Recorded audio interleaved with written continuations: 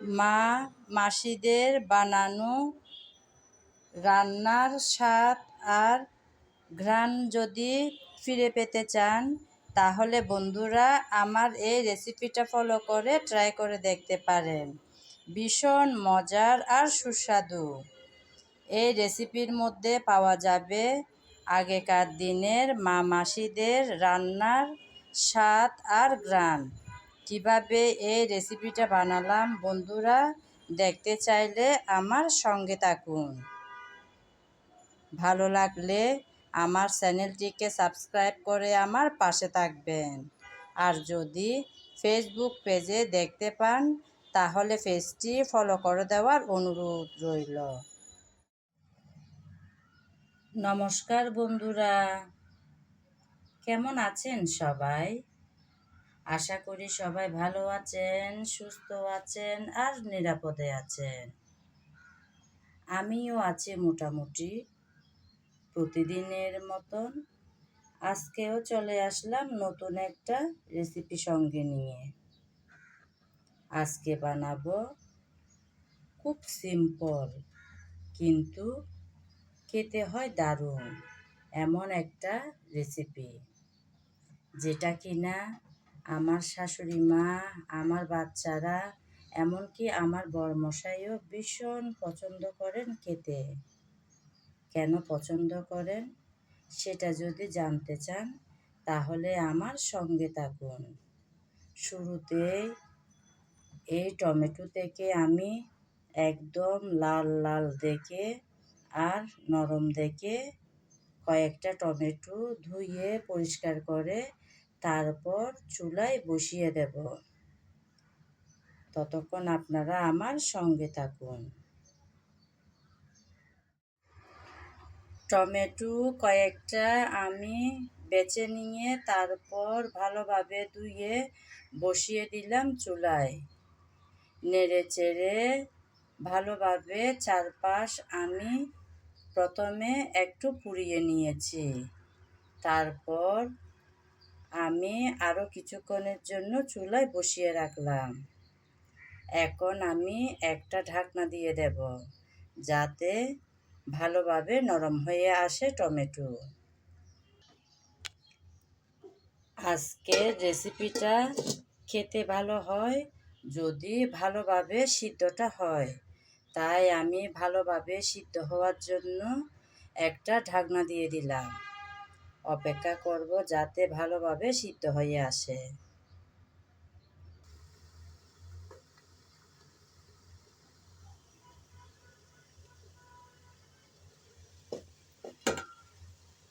কিছুক্ষণ পর আমি চলে আসলাম। দেখুন বন্ধুরা, আমার টমেটো কিন্তু একদম নরম হয়ে আসছে। ঢাকনা দেওয়ার কারণে কিছুটা পানিও বের হয়ে গেল। আমি কিন্তু এখন সঙ্গে সঙ্গে চুলা থেকে নামাবো না। কিছুক্ষণ এভাবে ঢাকনা ছাড়াই চুলার উপর রেখে তারপর পানি শুকিয়ে নেব। চুলার আগুনটা কিন্তু এ পর্যায়ে এসে একটু বড় করে দিতে হবে, যেন পানিটা শুকিয়ে আসে। পানিটা থাকলে এই টমেটোর ভর্তা কিন্তু ভালো লাগবে না খেতে। এই টমেটো এভাবে পুড়িয়ে বানালে আমার পরিবারের সবাই পছন্দ করে খেতে, তাই আমি চেষ্টা করি পুড়িয়ে বানানোর। কিছুক্ষণ ঢাকনা ছাড়া চুলার উপর রাখার পরে এই টমেটো থেকে বাড়তি পানিটা একদম শুকিয়ে আসছে। এখন আমি চুলা থেকে নামিয়ে টমেটোগুলো ঠান্ডা করে নেব। টমেটো ঠান্ডা হয়ে যাওয়ার পর আমি এরকম একটা ছড়ানো প্লেটের মধ্যে সবগুলো টমেটো নিয়ে নিচ্ছি।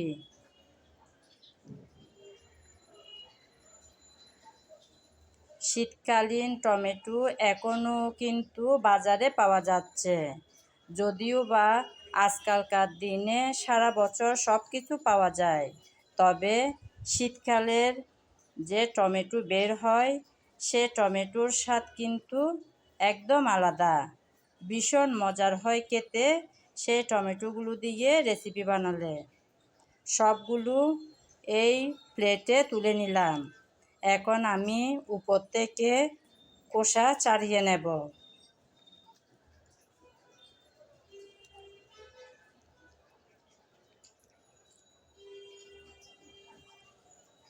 এভাবে পুড়িয়ে ভর্তা বানালে খুব ভালো হয় খেতে। আজকালকার দিনে আমরা সময় স্বল্পতার কারণে বিভিন্নভাবে টমেটো ভর্তা করে থাকি, তবে মজা হয় কিন্তু সেই রেসিপির মধ্যে পাওয়া যায় না মা মাসিদের বানানো রেসিপির কোনো স্বাদ আর ঘ্রাণ। এরকম আগেকার দিনের পুড়িয়ে বানানো রেসিপির মধ্যে পাওয়া যায় মা মাসিদের স্বাদ আর ঘ্রাণ। তাই আমিও আজকে বানানোর জন্য এই টমেটোগুলো শুরুতেই এভাবে পুড়িয়ে নিলাম। এখন আমি সবগুলো টমেটোর খোসা ছাড়িয়ে নেব। একটা একটা করে সবগুলো টমেটো আমি ভালোভাবে পরিষ্কার করে নিলাম। এখন আমি এই টমেটোগুলো ভালোভাবে হাত দিয়ে চটকিয়ে নেব।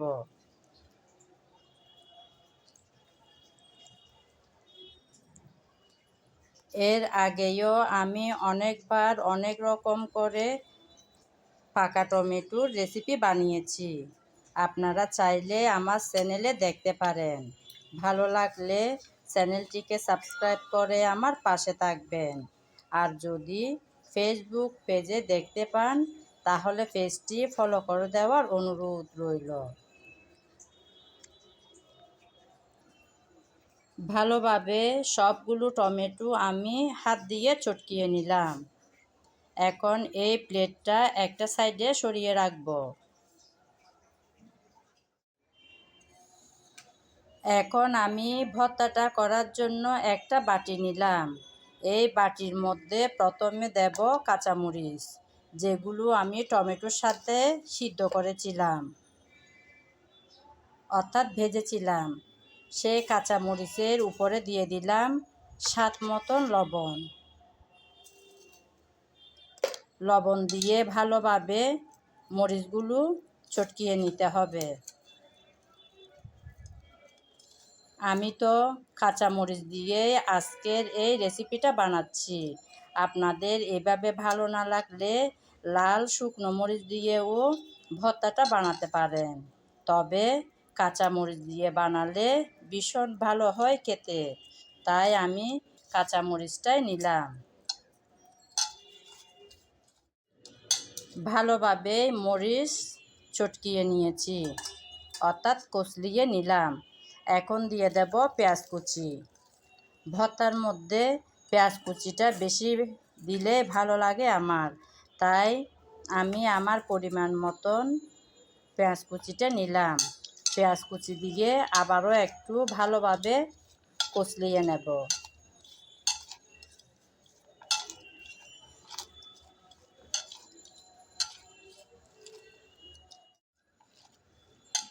মরিচটা ভালোভাবে আমি কচলিয়ে নিলাম।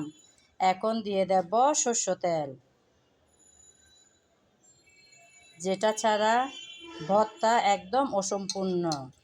এই সরষে তেল দিয়ে আবারও পেঁয়াজ কাঁচামরিচ একটু মেখে নিলাম।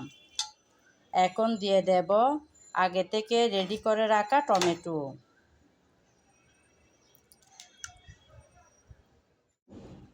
টমেটো দিয়ে দেওয়ার পর ভালোভাবে এখন মিশিয়ে নেব সব কিছু একসাথে।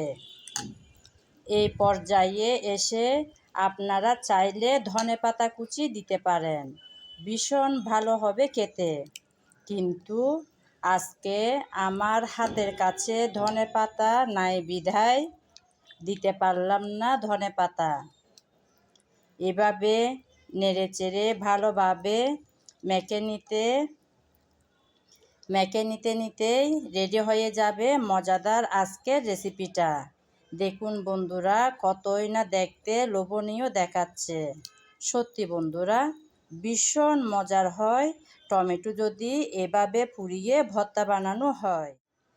এই ভর্তার মধ্যে পাওয়া যাবে মাসিদের বানানো হাতের রেসিপি কিংবা রান্নার স্বাদ আর ঘ্রাণ।